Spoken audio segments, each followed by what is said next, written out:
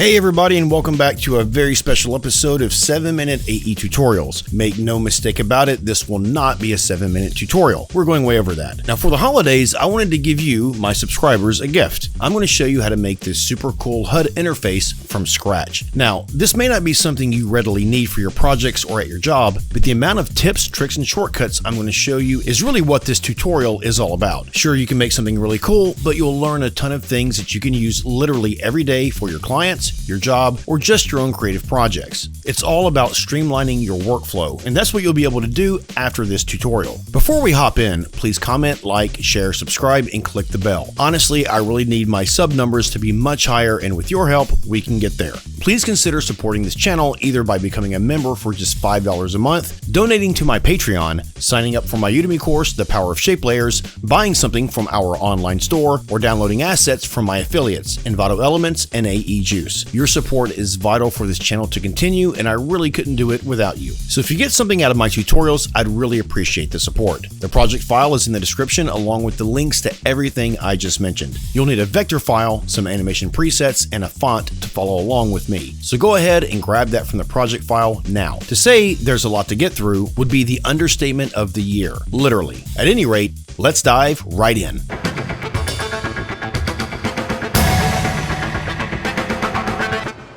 Okay, we're gonna make a lot of really cool things, but the point of this tutorial is to show you how to use the tools I've been teaching you and some of the shortcuts and tricks to do something really creative and really cool. So even if you don't need to make this HUD interface, I highly encourage you to stick around and watch the whole thing because there are a lot of little tricks that I show you, a lot of my little secrets that I reveal. So let's get started. We're gonna do a new composition. We're making a lot of pre-comps first. I'm gonna build a lot of assets. So these are all gonna be 1920 by 1080. I'm gonna do 30 frames just because it's easier. Let's make all these about 15 seconds. I'm going to make our globe. I've got this world map vector file right here. I'm going to put this in the project files along with a font called Euro style. So grab those if you haven't already, so that way you can follow along. Put this video on pause, grab that right now if you haven't, and then come back. So let's just drag in this vector file. You can't see it because it's black, so let's take off our transparency. And I'm going to rasterize this. S for scale, and let's just crank this up till it's full screen. Just so you're aware, if you unrasterize, you can see the effect that that has. So whenever you have a vector file, always rasterize that. Type in fill, and I'm going to close all this up. We're looking for the generate fill effect, and we want to make this white. I'm going to turn my transparency off so that way we can see it better. Effect and presets, and we're going to do CC ball for CC ball action. Now this is a really cool trick. You can get a really cool grid kind of look. Grid spacing 2 and our ball size 50. Okay, and now let's create another composition. We're going to keep moving and we're going to call this circle of dots. And we're going to right click, new shape layer. That shape layer we're going to add in an ellipse and we're going to give it a stroke, leave it at white, enlarge this, and we're going to do the CC ball action again. So double click that. This time we'll make our grid spacing 1 and our ball size 50. Let's put a keyframe for scatter, hit U to bring up our keyframe, and we're going to move that down to about the 1 second mark and make this first scatter 350. So that way it does something like that. And then also I'm going to rotate this. Now you can rotate this in several ways. It defaults to rotation on the X axis. I want to rotate on the Z axis. Just real quick so you can see, if you rotate on the X axis, you get this kind of a rotation. I want to go counterclockwise. So we're going to change X axis to Z axis. And we're going to put an expression. So Option Alt click on rotation and type time times -7. So I'm going to rotate like that. Now let's select these keyframes in F9 to make those Bezier. One of the things I do quite a bit if you watch my tutorials is I'll take this second keyframe, go to the graph editor and pull the handle over. There's a quicker way of doing that. If you select a keyframe and Command-Shift-K, it brings up your velocity. Now, the way to conceptualize this is whatever the speed in between your keyframes is, you want that value to be 100 on the incoming velocity, and outgoing velocity, you want that to be 0 whenever you're doing an ease in. Click OK, and if you open your graph editor, you can see that that has the same effect of pulling your handles over to the left. Same thing if you select this first keyframe, Command-Shift-K, you want your incoming to be 0 and your outgoing to be 100. Select that, and then open up our graph editor, and we can see that's the effect we get. So we actually want this keyframe Make that Bezier. We just want to leave that at its default. But this is the point I'm trying to make. If you Command-Shift-K again, for an ease in, you want your incoming velocity to be 100%, outgoing to be 0. For an ease out, you want it to be the opposite. You want your incoming to be 0 and your outgoing to be 100. I'm going to be doing this quite a bit in this tutorial. To me, it's just a lot faster to do it that way instead of going over the graph editor and pulling the handles over. Okay, so let's go to the beginning, bring up T for opacity, and we're just going to go for about 20 frames, and we're just going to do like a simple little fade in. Select those keyframes in F9 to make those Bezier. And if we watch it play back, we get something that looks like this. Okay. Another composition now, we're going to call this numbers, and we're going to do numbers 1 because we're going to do 2 of these compositions. So let's go ahead and create that. To use the numbers effect, all you have to do is create text of any kind. You can even type like the letter A, for example. Go over to your effects and presets, type in numbers. So let's double click text for numbers. And now I want to use the Euro style font. We're going to go regular, alignment's going to be left, click OK. You always get this default. No matter if you're using letters or numbers, whenever you add the numbers effect, you're going to get the default of red text, 3 decimal points, and this size. Make the text white, increase the size. If you bring up your position, it has no effect on this effect, as you can see. I like to work from my transform position instead of the effect position, which is right here. If you option click the position of the effect, pick whip this to the position of your layer. So this is the position of the effect. This is your transform property position. So now if we hit P to reveal only our position, we can move this now using our layers position, which is a lot easier than using the effects position. I'm going to do decimal places. We'll go with 5. Make this value 12,500. We'll be using the wiggle expression a lot in this tutorial. So option click the position of the effect and go wiggle 0.3 2500. So that way, this number can vary between 10,000 and 15,000 because it's set to 12,500. I want to make sure I keep 5 digits before the decimal place and after the decimal place. So hit our quotation marks to bring up our safe guides, and then we're just going to move this over. This is all we need to do for this composition right here. Take that comp, numbers 1, duplicate, make it numbers 2. We'll go into numbers 2, and now we're going to make some changes to this. So instead of 5 decimal places, let's make it 3. We're going to change our value to 500 and change our expression to 250. So it's just a smaller string of numbers, basically. And one of the things I do want to do for both of these number compositions is mess with this tracking here. So let's increase the tracking to kind of spread it out. I have to reposition it. And I want them to be the same tracking. So this is tracking of 42. Let's go back to numbers 1, and we're going to change that tracking 42. Reposition this. So P for position. Bring this over. Let's make another composition, and we're going to call this scope. Okay, so let's right click, new shape layer, open that up, and we're going to add an ellipse, give that ellipse a stroke. Now let's increase the size of this, and we're going to animate this scope as we go along. Add in a trim paths, open that up, put a keyframe for end at 0%, go forward maybe a second and a half, and increase it up to 100%. Select both those keyframes, F9 to make those Bezier. Reselect that last keyframe, Command-Shift-K, and we do our influence, incoming 100%, outgoing 0. So just to check, we get the effect of pulling the handle over. Watch that come in. We'll call this circle. Let's duplicate that. And now we can affect the properties of the circle we already had open. Decrease this size here. Select this option right here. So we need to reverse the path direction. So watch it play back and they come on in different ways. Okay, so let's close that up and we're going to add in another shape layer. Let's pull this down to the bottom. We'll call this scope and let's open that up. Now I want to go down here where we can see our circles fully animated. So let's add in a rectangle, give that rectangle a fill, and then we want to add in a repeater. So we'll go straight down on all of these and make our changes. For the rectangle size, let's unconstrain our size, and we're going to go 2 by 25.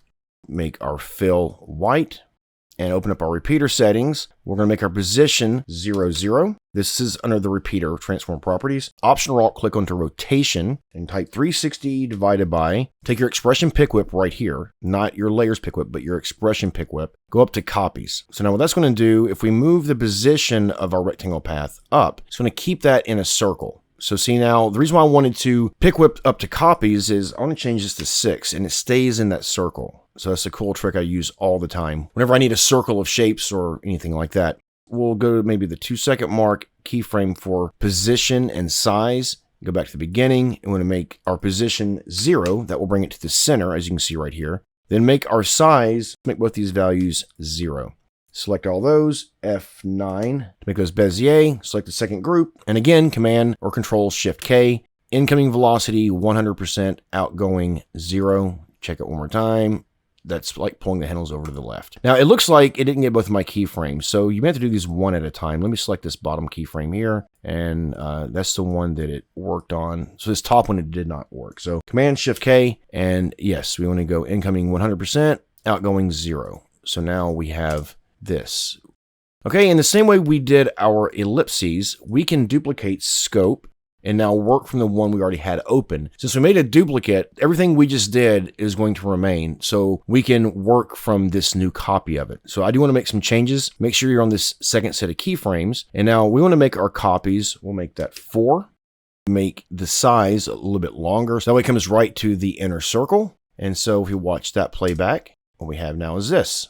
Bring up R for rotation, Option Alt click onto rotation. We're going to do another wiggle expression, so wiggle 0.2, 360, because our circle is 360 degrees. So this is going to wiggle at a speed of 0.2. It can move around the entire circle. So what we get is this. That way it can kind of move anywhere it wants to move in a very, very slow way.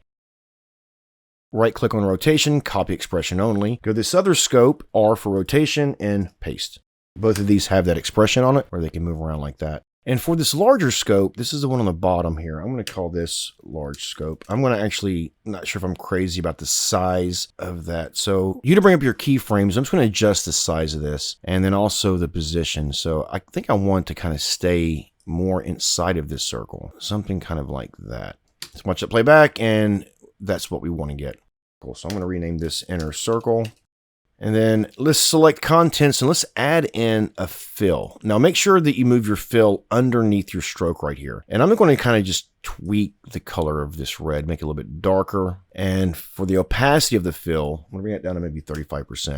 I'm going to put a keyframe for opacity. And actually I'm going to make that 0%. Shift page down twice to go forward 20 frames. Now we'll make that 35. Shift page down twice, make that 0. I'm going to select all of these, right click. Now let's toggle hold keyframe. So that means whatever value these keyframes are, it's going to remain until we get to the next hold keyframe. So see we have 0%, it doesn't move until we get to this keyframe, which is 35, back down to 0%. And so this is a really cool way to make things flash. So Option Alt click onto opacity, and we want loop out. Watch that play back. We get that kind of a flashing. Now, you can adjust these keyframes. So say, for example, if you want this red color to come on and stay for a little bit longer, the main thing with doing this is you want your first and last keyframes to have the same value, which they do. They both have 0. See, if we do it like this, now it'll stay red for a little bit and then go off and stay red for longer. So it's just repeating the values of these keyframes over and over and over again. Actually, I want to add in one more cool thing here. Let's duplicate this circle too. Let's open that up. We're going to make this a little bit larger than that one, the circle that we copied from. Hit U to bring up your keyframes. Now, this is our trim path's end. Instead of ending at 100%, let's end at 45%. So that way it won't make a complete circle. Actually, let's go, we'll say 30%. So we have something that does that. If we open this layer back up, we can go to our trim path options. You can animate this offset option. So see, if I just scrub around, you can offset this to go around in any way you want. Option Alt click on the offset, and we're going to do the wiggle 0.2, 360, so that way it can go all the way around the circle. So if we watch that play back, it'll animate in, and then it'll kind of do its own thing for a little bit. Just kind of rotate around like that. I'm going to duplicate that and maybe make this one smaller. I'll make this speed, we'll see 0.3, so that way they're really offset. Increase the size of the stroke. Watch that play back, we get something like this. And you know, this is just a process of making these animations. I kind of had an idea of what I'm going to do, but nothing set in stone. So this is just like a lot of experimentation. This is the creative process, trying things out and then seeing what works. Okay, so we need to make one more pre-comp. So let's create a new comp. I'm going to call this light. And so now let's right click, new shape layer, open that up, add in an ellipse and give that ellipse a fill. Change this color of this fill, use something like a light blue. Change the ellipse path size from 100 down to, we'll say, maybe 40. I'm going to go left and right. We can either use the transform properties position, or we can use the ellipse path position. I like to use the ellipse path position because the math is just easier. So you can see the position is 0, 0. Put a keyframe here. I'm going to make the X value negative 900. We're going to shift page down 1, 2, 3. Make this 900. Shift page down 1, 2, 3. And again, negative 900. Select all of those, F9 to make those Bezier, and then Option Alt click onto position here, and we want to type in loop out. We get this ball that goes back and forth. So let's make this look like a light now. So let's go over to our effects and presets, and we want to type in glow. Now I have a lot of different kinds of glows. The one that we want is one that comes with After Effects, which is this Stylize glow right here. With the layer selected, double click glow. Composite original on top, bring the threshold down all the way. I'm going to increase this up, increase our intensity. We're trying to get a nice glow out of this. Okay, now one of the things I like to do whenever I use a glow is this. If we open up our fill, here's our color right here. So now let's Option or Alt click onto color A. Pick whip from color A up to our fill color right here. Right click on color A, copy expression only, put that on color B. The reason I want to do that is now you can change your glow setting where it says original colors, make that A and B colors. And now your glow will be the same color as your fill color. So if I wanted to change that, you'll see that the glow changes with it. So that's something I like to do whenever I use this glow effect. I like to pick whip my A and B colors up to my fill. And now let's just increase this and just till we get the right kind of look. Watch that play back and it started to look more like a light. But the thing that really sells this for me is whenever you enable motion blur. Loop this real quick. Now you really kind of get a more realistic kind of movement on this where it looks like it's stretching. And that is all of the pre-comps we need for now. So now let's animate this thing. Okay, so now here comes the fun part. Let's create a new composition and we're going to call this HUD Interface. Okay, and now we just need to bring in all of our pre-comps here. So let's just grab all of these. So bring all these in and now we'll start to lay this out in a way that's going to be a really cool little HUD interface that you can use in your projects. We're going to make all of these 3D. So we're going to go through these one at a time in order that makes sense to me. So first I'm going to solo my globe here, and we need to type in our effects and presets, CC sphere. So let's double click that. Open up our light setting. We're going to make our light height 100%, go down to shading and make our ambient 100%. So that way it's nice and bright there. And then we want to open up our rotation and Option Alt click onto Y rotation. And we're just going to go time times 10. So that way our globe is going to have a little bit of a spin to it like that. A little bit quicker. So we'll say time times 15. Now we want our circle of dots, so let's solo that so that way we can see our circle of dots. Now remember, it fades in and it kind of does this animation like that. Bring up S for scale and let's just make this small so it kind of goes around our globe like that. Show our scope, so our scope is going to be right on top of our globe. So S for scale, we want to kind of reduce that down so it's right on top. And so we get something that kind of looks like this to start off with. Let me see, I'm just going to fade this in also. So T for opacity, and let's just fade this in. Just a simple little fade. Make that F9. Actually, no, I'm going to add in one thing. Let's go to the second keyframe so that way we can see it. Let's go to Effects and Presets and type in Fast Box for Fast Box Blur. And then I'm going to close up CC Sphere. Make sure your globe is selected and double click that. And now let's put a keyframe for our blur radius at 0. Hit U for our keyframes. Let's make this first keyframe here. Let's line up with the 0 opacity. I'm going to make that 100 and then select that. F9, make those Bezier. So that way it's going to fade in with a bit of a blur like that. And now I'm just going to unsolo all these so that way we can see everything else. So grab our light here and I'm just going to bring this down to the very bottom. And I'm going to change my resolution because this is starting to get kind of heavy and I want us to be able to see what's going on here. So I'm going to bring it right underneath this line. If you don't have your safe margins up, hit quotation marks to bring up your safe margins. I'm going to bring the light right here. Now I'm going to duplicate that, P for position. I'm going to move the other one to the top, same distance, so it's like sitting right on top of that line. Now I'm going to right click and go to transform and let's flip that horizontally so that way this light's over here.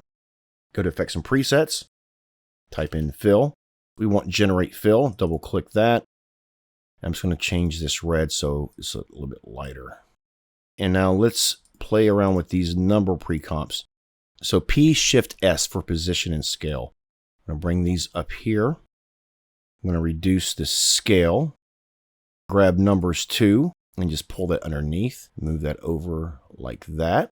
I'm going to make another instance of numbers 1. So Command or Control D to duplicate, P for position, bring this down, right click on this because I want this to move quicker.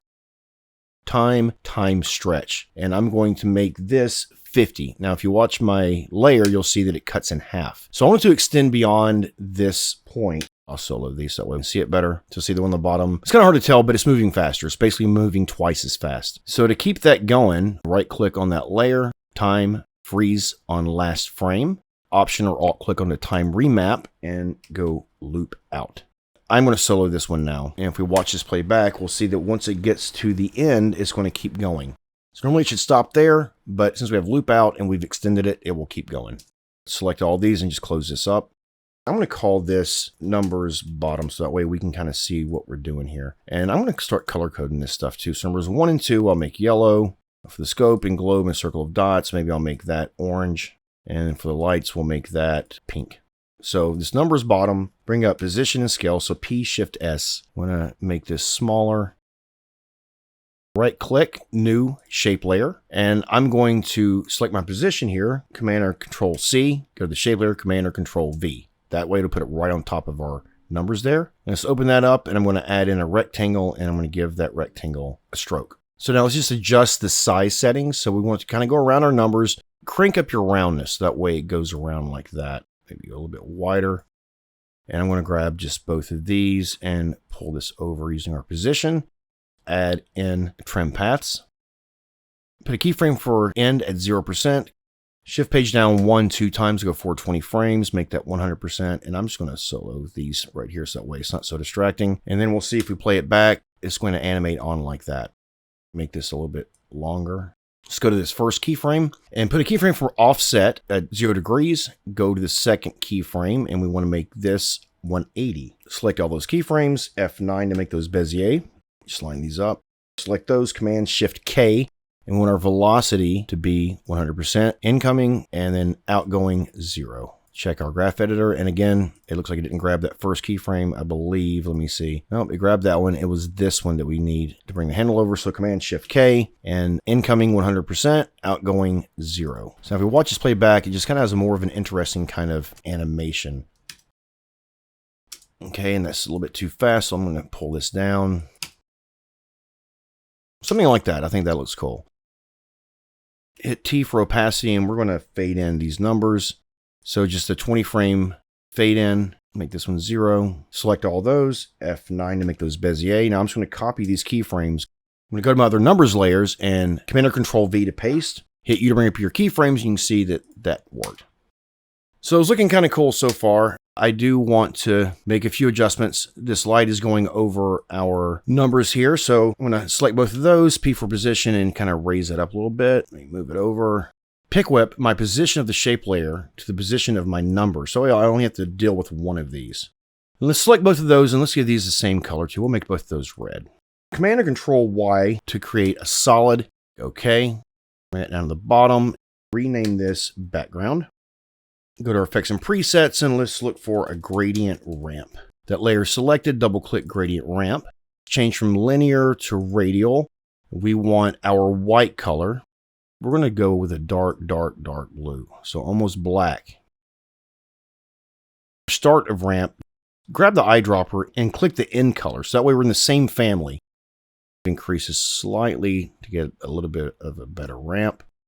I'm going to zoom out here a little bit because I need to adjust my gradient ramp location. So just grab these little circles here and you can move this around till you get the kind of look that you really like. And then let's duplicate our background layer and rename this grid. We're going to go over to our effects and presets and we're going to look for generate grid. Double click that. Get rid of this gradient ramp here. So now we only have grid for our grid layer. We're going to do our border. We're going to make that 1. Feather this out 2 pixels on the width and the height. Change our corner point to width and height sliders. Make our width 15 and our height match that. So height 15. Let's click P for position. Make sure the grid is 3D. You want your background layer to not be 3D, but you want your grid to be 3D.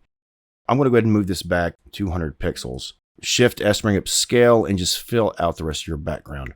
T for opacity, and let's just reduce this down to, we'll say 20%. I'm going to take off my safe margins. We have the grid back there, but it's very subtle. Okay, so now I'm going to add in some text. Now, a really, really cool website that I use all the time is loremipsum.io. I use this quite a bit whenever I need some lorem ipsum text. So I'm going to change this from 5 paragraphs, we'll say, to 3 sentences. I'm going to generate our text. And now you can just copy straight from here. Command or Control T to bring up our text tool. And if you just click anywhere, then hit Control V. Clearly, I got to make some adjustments to my text. Command or Control A to grab all of your text. I'm going to reduce this down to 25. Make our expansion here 0. This is a trick I use all the time when it comes to text. If you want to have paragraph text, which we do, grab your selector tool, and then without clicking anything else, choose your text tool. Right-click on any one of these nodes, convert to paragraph text. Now we need our selector tool again. You can double-click in here, and now you get this box. So you can start to move this around your composition here. Just kind of shape it where you want the text to go. I'm going to change this back to 3rd. I'm going to bring my text layer up to the very top here, and I want to go to our paragraph settings, make sure it's left justified. We have our size at 25, and we have our leading at auto. So I'm just going to kind of increase this till I get about the look I want. And since it's paragraph text, it will stay within that bounding box. I'm going to solo that and go back to our effects and presets, and we'll look up decoder. So this layer selected, double click this decoder fade in. We get this text animation where it does something like that. Unsolo this. Duplicate that layer, go to where we see the full amount of text. You can just grab the bounding box and kind of pull this around to where you want this to be. Make our size 25 so that way it's smaller up here. Duplicate that one, and I'm going to pull this down here. Okay, now let's grab all 3 of these, T for opacity, and we're going to reduce this way down to maybe 30%, so it's super light, or maybe we'll say 50. I do want to offset some of these text layers, so we want them to come on like at different times, so it looks like, data is loading. This comp is starting to get a little bit heavy, so it's dragging a little bit. I'm going to grab our globe and go to where you can see it already in here. I'm going to duplicate that, P and S, position and scale. I'm just going to move this one out. Now I'm going to increase this to maybe 125%. Go to our effects and presets, and we're going to look for a fill. And again, we want to generate fill. So globe selected, double click fill, and T for opacity, and let's maybe make this one, it fades in to 100%. We're going to fade this in 75%. I may want to kind of soften this red a little bit so that way it's not quite so vibrant. We'll make it a little paler. Okay, we're going to want this to come in later. So as this scope is targeting our globe, this is going to fade in, and I'm going to Control or Command T for more text, and I'm going to type in target acquired. So that way we acquired the Earth. And we're going to go to our paragraph settings, make sure we center that, and we want to just increase the size of this and change our text color to a red. Holding down Command or Control, double click your pan around tool so that way it centers your anchor point. This is our globe, P for position, copy that, and target acquired, paste it. And also make your target acquired text 3D. So make sure all this stuff is 3D. So all of our lorem ipsum text needs to be 3D as well. And this shape layer, that needs to be 3D. Close all of this up. Right click down here, new camera, any size is okay, and then new null object. And we're going to rename this null object camera controller. Make that 3D. And parent your camera to the camera controller. Select both of those, and let's make this maybe a cyan. One of the things I want to do is kind of place this stuff in 3D space. A really quick way of doing that is go to your active camera and look at custom view 1. Now the way you're going to navigate around this is with your camera tool. So this doesn't actually affect the layout of your layer. The camera tool just allows you to move around your custom view. So I'm going to fit that to my screen. Put it at a little bit of an angle. Now let's grab our selector tool and let's just start moving some of this stuff out. Go with numbers, kind of pull this out a little bit. We want to move our text around, so maybe we'll move it like this. Just kind of place this in 3D space. You don't want to go too far.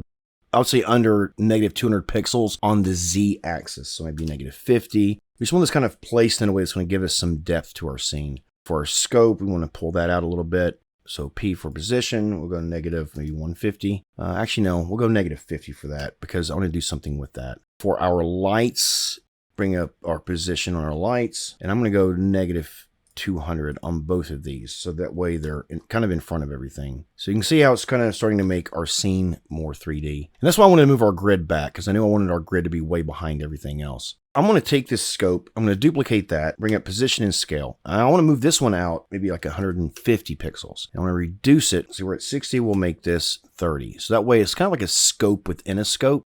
I want to make this full quality so you can see it better. Maybe we'll solo these here. Duplicate it again, position scale, and maybe come out negative 300, and maybe make this one, we'll say 15. So that way these are kind of offset from each other. So maybe we'll move this back a little bit. Grab our camera tool so we can kind of see how it's going to actually lay out. Actually, I want this to be closer, so something like that. So I'm going to unsolo these, go back to custom view 1 and go back to our active camera view. Go up to our camera controller and let's set this down to 1/3 because this is going to be really, really heavy. Bring up our position and rotation. So P, Shift, R, put a keyframe for position, and then X and Y rotation. We're going to go maybe to the 3-second point. We're going to want to be head on there. We can't see our animation if we go back to the beginning because everything fades in. So we can kind of go anywhere in here and just kind of start to play with rotation. Like maybe we want to start it where it's facing like this way. Push in a little bit, so just kind of play with your position and your rotation. Let's go back to the beginning of our animation, and now we need to grab these keyframes and just Command C, Command V to replace that. Get rid of those. You could have also done Command X and Command V. It would cut and paste. Let's grab all of these keyframes, F9 to Bezier those. So we get something that's kind of like this. We're going to play with some more things, but for now, you kind of get the idea of where I'm going with this. So we want our target acquired to come in whenever this globe animates in. So if you select this layer, left bracket, it brings it over to where layer is located. Let's hit T for opacity, put a keyframe for 0, shift page down twice, 75%. Shift page down 2 times again, make this 0. Now remember last time we selected all of these, right clicked and did toggle hold. This time I'm going to go easy ease. So that way, it's not going to flash on, like do a hard flash. It's going to fade in and out. Option or Alt click onto opacity and type in loop for loop out. And so now if we just watch that one layer play back, we can see how this is going to kind of fade in and out like that. So it's not a hard flash. It's more of a fading flash. So I want to go in a lot tighter and maybe come so that way we get something, we can see more of these scopes. Select these lights, bring up P for position. And this is just all part of the creative process. It's just experimenting, playing around with it until it looks good to you, until you're satisfied with the way things are laid out. Okay, I'm going to get our scopes here. I am going to move these out further. So P for position, maybe we'll come out negative 400. We'll make this one negative 200. So that way they're really kind of far out, maybe even further. We'll say negative 800 when it comes way out like that. Negative 400. And so let's time up some of this stuff. So our world comes in, our ring of dots will come in after that, which we can't see because we're at 1/3 quality. If we put it back to full, our ring of dots is right there.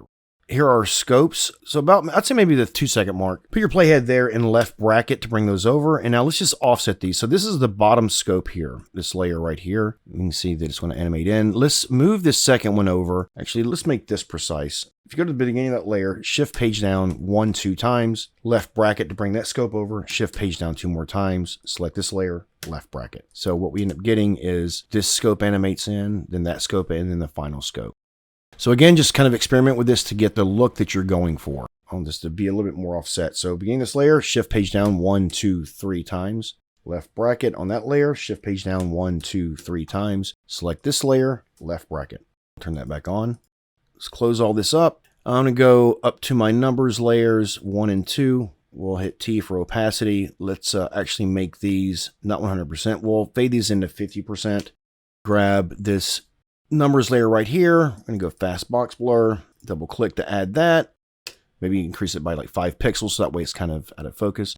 You know what? Actually, I'm going to even go even lighter with this. We'll say 30%. So let's go to our numbers bottom and its shape layer, T for opacity. And for these, we want to make these 30%. So remember, our shape layer does not fade in. It animates in with the trim paths, but our numbers do animate in.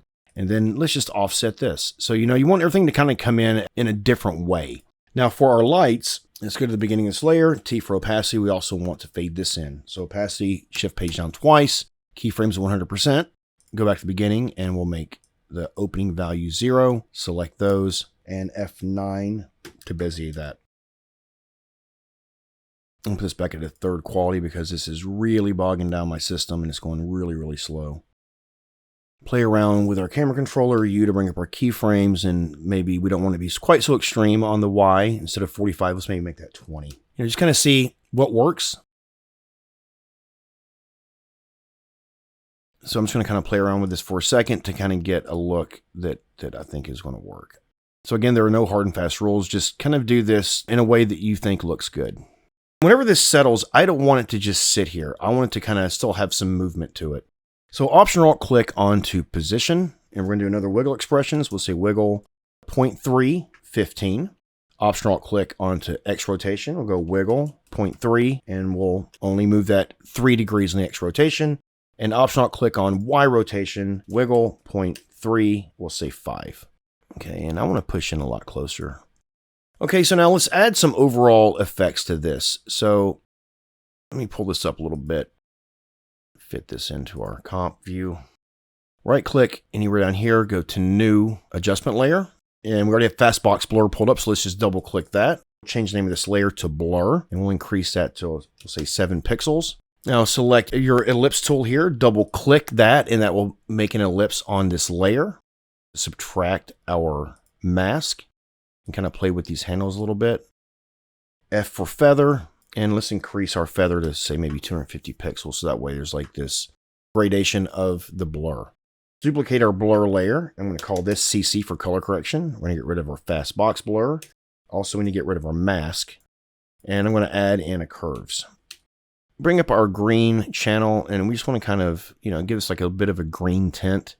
Bring up our RGB. Maybe we'll make this darker, make it look more sci-fi-ish. Just kind of play around with these settings until you get the look that you dig. Duplicate our CC layer. I'm going to call this vignette. I'm going to get rid of our curves. Go to our effects and presets, CC vignette, double click onto that. Maybe we'll increase this to 65%. Okay, that may be a little bit dark, so we'll go back down to 30. Play with these settings, your color correction and everything else until you get the look that you like.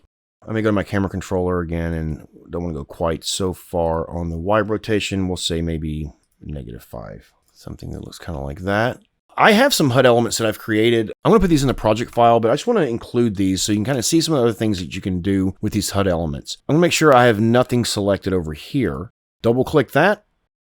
And again, I will include this in the project file. So you can have this, you can save it as an animation preset. If you want to know how I made these, there is a tutorial. I'll put a link for that in the description. So that way you can see how I actually made these HUD elements. Let me make sure it's 3D, see how it looks in comparison to everything else. And maybe we'll look for HUD 3, see what that looks like.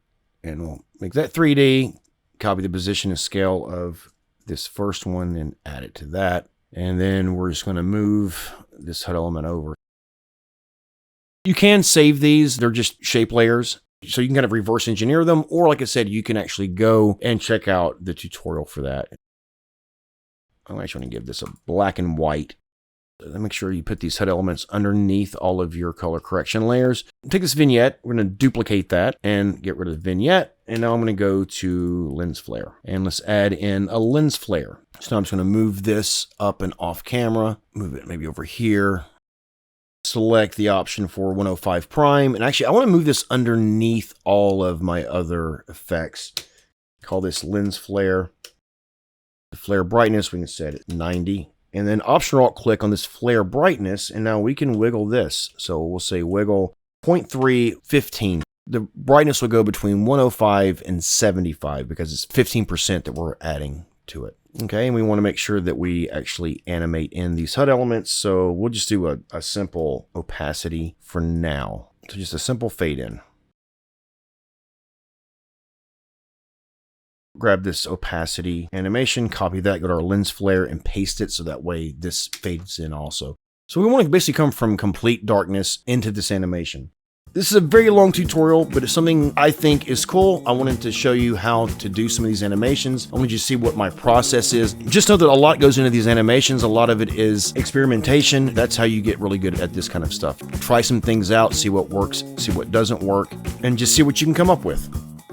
I hope this tutorial helped you out and that you learned something new and useful. Make sure to come back next time for another tutorial that will expand your knowledge of After Effects while also teaching you some really cool tips, tricks, and shortcuts. Please comment, like, share, and subscribe, and click the bell so you're notified every time I upload a new video. Support our channel by getting your 7-minute AE merch today at our online store. And sign up for my Udemy course, The Power of Shape Layers, is guaranteed to make you a shape layer rockstar. The link to that course, to our 7-minute AE store, and the project files for this episode are all in the description below. As always, thank you so much for watching, and I'll see you next time.